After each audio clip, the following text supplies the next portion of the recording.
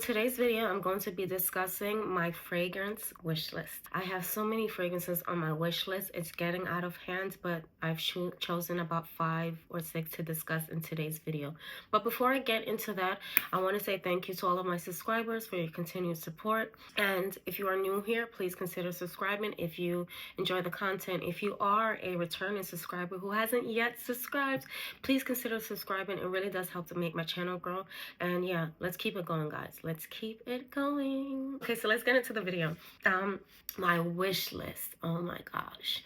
I have so many fragrances that are on my wish list, but yeah, these are the top ones for right now.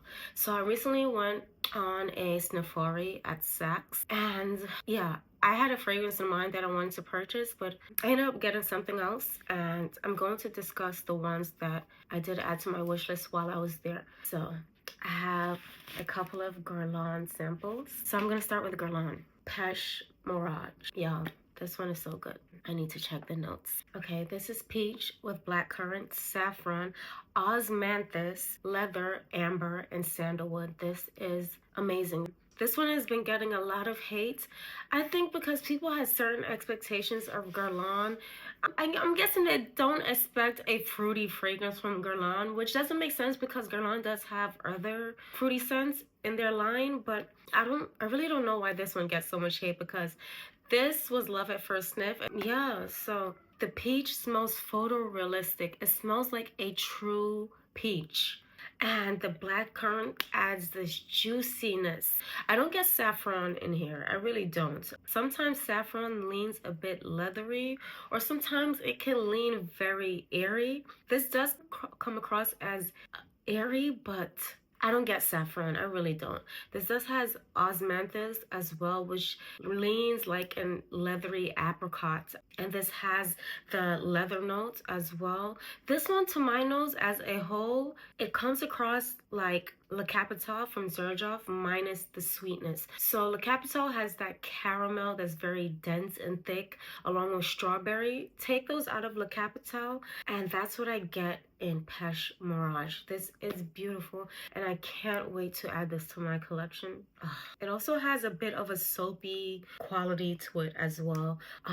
But yeah, this one, I need it. I need this one. Next up is another Guerlain. This is Vanille Planifolia. This one is the vanilla of all vanillas, but unfortunately it's $600 for, I believe the bottle is a 30 ml. That's crazy to me. But yeah, this is a beautiful vanilla with spices, and this kind of, for me, has similarities to Blanche Bette, which is why I haven't purchased this yet, because I do love and own Blanche Bette, but this one has similarities to me. Let me know if you do agree, if you smell this one. Do you find the similar qualities? Do a side-by-side test if you own both fragrances, and let me know what you think. But that's what I got from this, because I brought the sample home and I sprayed it on my wrist and I couldn't stop sniffing it. But then I'm like, this reminds me of something. What is it? And I'm just browsing through my collection trying to find the fragrance. It was driving me crazy. And then it clicked, Blanche Bette.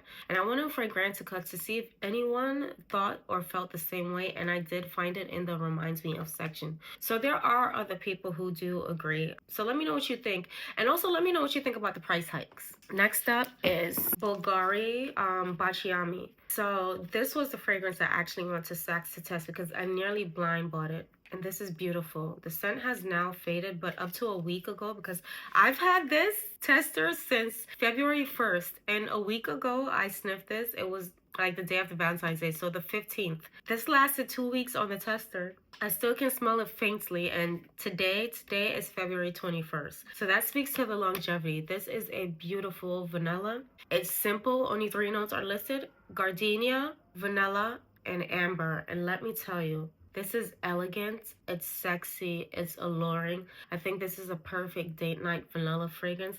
I can picture myself wearing this on like a date night at a nice fancy restaurant. Yeah, this is beautiful. I need this one in my collection. I can't wait to add this to my collection. Again, this one is Baciami by Bvlgari. The next one is Maison Crivelli Tubereuse Astrale. So After smelling Baciami, I went over to Maison Crivelli. I wanted to purchase this, but it was sold out. And the lovely Etta at the Saks counter, she's amazing. Etta gave me a sample. I didn't even ask, she offered. Most fragrance associates in these stores, they don't offer you anything, even with purchase. But Etta, she gracefully offers even if you don't make a purchase. She believes that you should try a fragrance before buying, and I love that about her, and I will always shop with her for that. But this one is cinnamon, tuberose, and vanilla, and this is created by the magnificent Quentin Beche. Oh my god.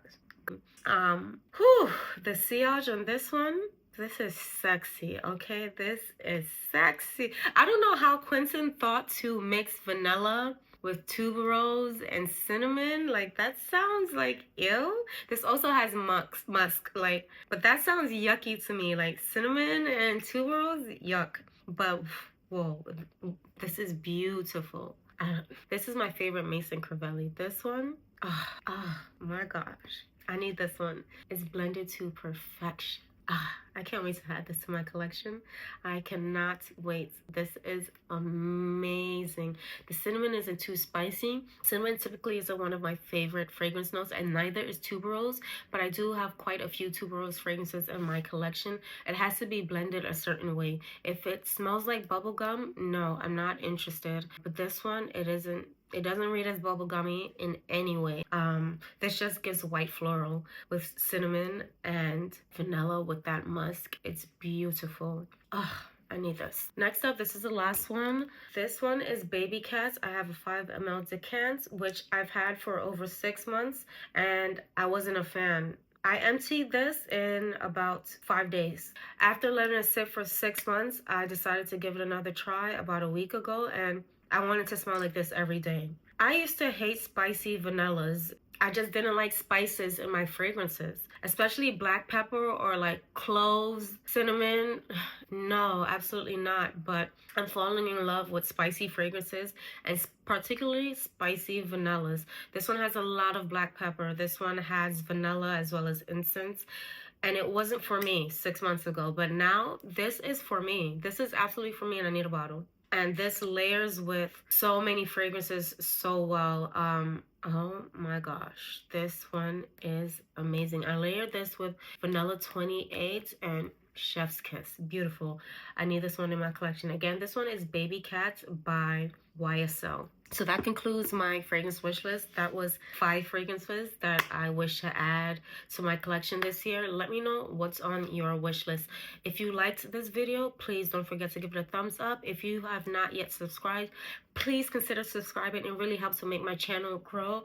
I thank you all for watching. I thank you to all my subscribers who continue to support. And I'll see you again in the next video. Until then, be great. Have a blessed day.